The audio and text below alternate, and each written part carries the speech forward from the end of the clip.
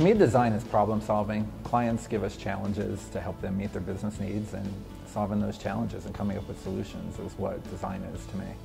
When you think about it, everything, or at least for me, and I assume a lot of other people, everything that you do has some design aspect to it, whether it's arranging food on a plate or deciding what you're going to wear together, what jacket you're going to put with one shirt. And then it goes on into, more obvious things like, a project or an interior or a building. But when you think about it, everything you do every day has some aspect of design to it. I would say design for me is more so about like the social aspect of an environment. Like when you walk in, like how do you feel in it and how does it like provoke you to like move through the space? It's definitely like the functionality, but creating like emotion. Design means, for me, is to be able to create a space that for someone to occupy that makes them either, if they're doing work, that they are being productive.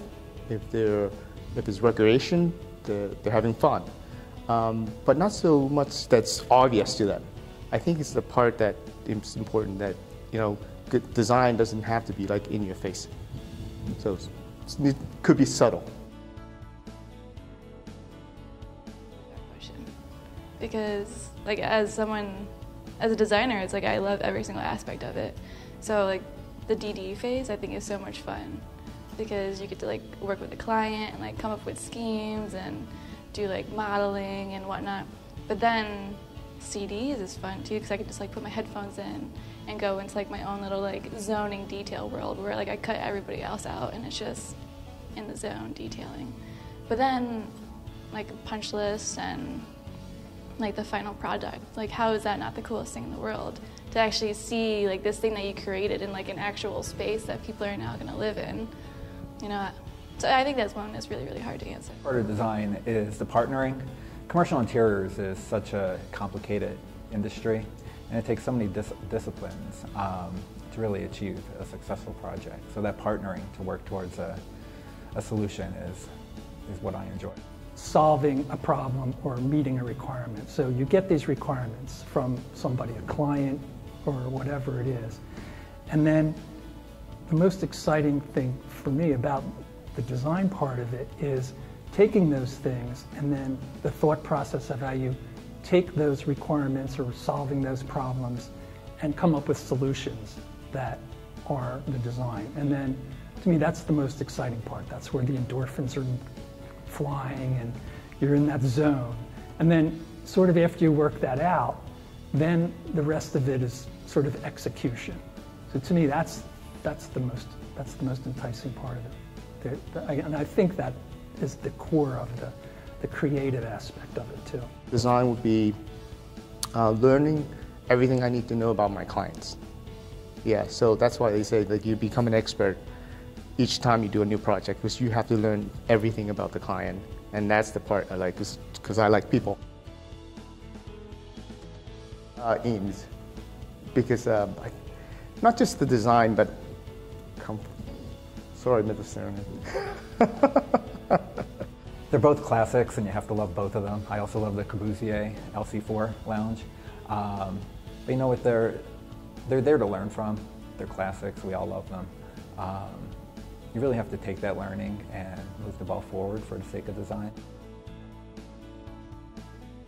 I had one a couple years ago that was the things we were talking about earlier with everything being kind of in the right place. And it's one of those ones where I had a client who was also a creative person, because it was a digital advertising agency, and my client was the creative director. So instead of dealing with a bureaucrat or a financial somebody or an executive, I'm dealing with somebody who's creative.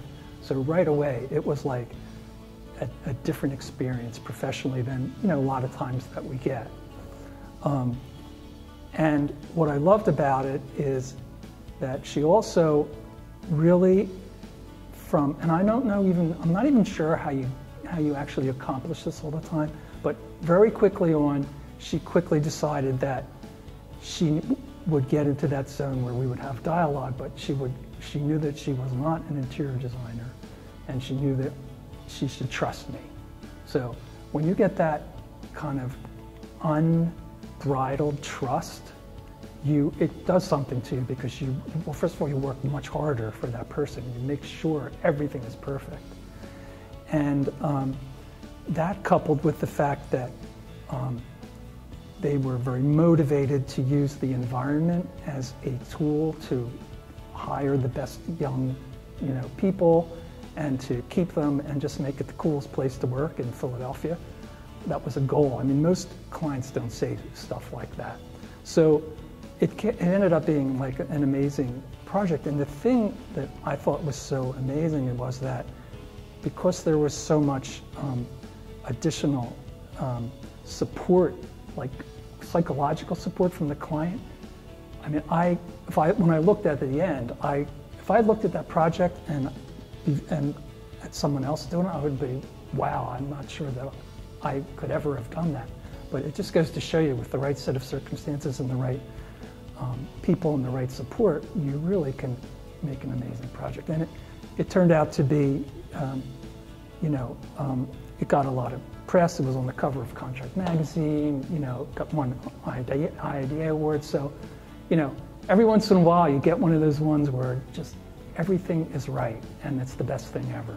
So at Temple, we are designing all of the standards for every single different type of project that we could be doing. And granted, it's not like a design project, but it's like an organization project for like the future of Temple and what they could possibly be using for prototype finishes and standards and equipment and whatnot. And it's just actually a lot of fun to like dive in and be like, well, what could we possibly be doing in this space or in this type of space? And I think that would probably be my funnest project at the moment.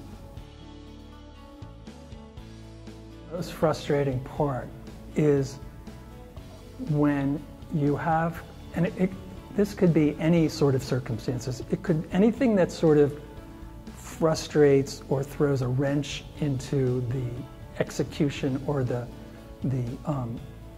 realization of a design. And this happens to all of us every day, and it's real life, so you can't dwell on it too much. But it could be, you come up with, you could be people who are clients, or somebody that they're afraid to make changes, or could be somebody who doesn't really understand the concept, and or somebody who's not in the right position to have a dialogue about what design is. And those things can skew it off into a less than great direction. And to me, that's the most frustrating, because you can't always control that. Opinions that people throw and the judgments from other designers, I think that's probably the most difficult thing. Design should be fun, and like constructive criticism is awesome, and I'm totally for that.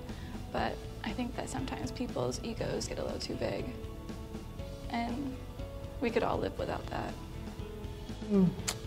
I don't know if it's a frustration. I think when you really, I think it's more of a challenge, when you have to deal with the reality of a project, meaning budget, meaning schedule. But to us, actually, it becomes really a challenge, right? Anybody can design something cool and awesome with a lot of money or, unlimited fee. The challenge there is, have a tight budget and come up with a beautiful design, or have a, crazy fast track project, but work with the team and come up with a solution that get the client in on time. What the future holds. We do such great work on a day-to-day basis, but what are the potentials? How can we truly make a difference? Inspires me. I collect, whenever I go on vacations, I tend to collect a lot of like rocks and like seashells, and I have this glass where it's just like a collection of random stones from across the world, and I just love like the colors and the array of like movement and the texture within it, and I think that's one of my big inspirations. But also like mid-century modern spaces, I think I pull a lot of design ideas from. Pick a few, but how would I say Ben Franklin? With so many young aspiring people flocking to Philadelphia right now and so much talk of innovation, it'd be great to hear his perspective on it all. I would say FDR, because I think what I would ask him if I could have dinner with him is, how he could stay so optimistic. Because I think of myself as a very optimistic person, but for FDR as a president, I mean, he was dealing with, the Depression, but his own personal challenge, he had polio. But through all that, I mean, he managed to like turn the country around. And I think if you talk to the baby boomers, I mean, FDR did a lot for us as a country and as people. And I would ask him, like, how he get his inspiration, I guess, to be so optimistic. It was Kit Harington from Game of Thrones, and strictly because he is very good looking. And he has a contract for his hair. And how can you not date someone who has a contract for their hair? I would say just what it holds for the future. So many great things happen here, and it's still a hotbed. It's just a great Renaissance city. It's just very original, and it's not like New York, it's not like DC, it's not like my hometown of Rochester. There's just a lot of like creative and I'm going to call them homey people here that, they're just down to earth and relaxed, and then it's not uptight or anything like that. Form follows function for me, which kind of what I was just saying. There's always a set, in the form of something does not necessarily have to be the physical form. It can be, it can be the idea or something, or a need or something, and it always arises from some function that has to be, that we need. We need some function. We need something to happen to that we need because somebody has to make a product or somebody has to run a business. So always the challenge is to take a function and turn it into something that's a beautiful form. The other way around, to me, doesn't make any sense. Oh, see, old question. Well, for me, it is form follows function. I'm old school. I'm the front row right there. You have to have your, you have to have yourself and your senses, and I think I would not want to give up, any of those. I need to have my sense of thought process, I need to have my vision, I need to, have all those sensory things. No matter how stressful or fulfilling of a day I had, to be able to go home at the end of the day to my family is priceless. It would be my R15 driver right now. I'm a golfer, as you can see. Yeah. So it's a tie. My cat, Tui, and then chocolate milk. But you can't tell Tui that he's parallel with chocolate milk. If I was more intelligent and was better at math, I would definitely go into physics.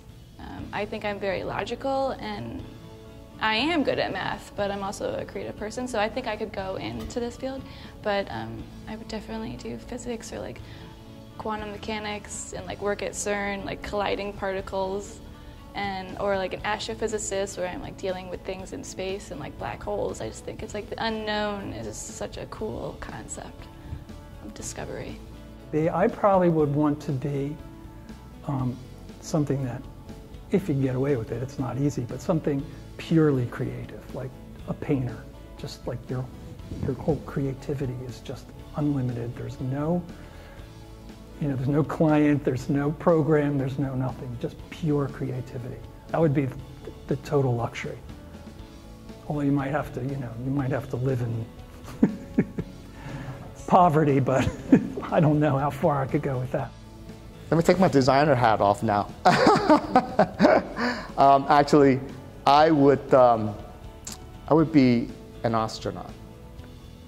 Even though I'm afraid of heights. But so what I do now to kind of satisfy that desire is I go skydiving. Be back to basics. I would be an artist. From childhood, I wanted to be an artist. I can remember being in my early teens and we'd have company and my dad was proud of it and he'd say, go get your artwork. And I'd come downstairs with my portfolio of drawings and be like, you want to see my nudes? So at some point I wanted to transfer over to being a designer, but if I had to do it again, back to basics artist.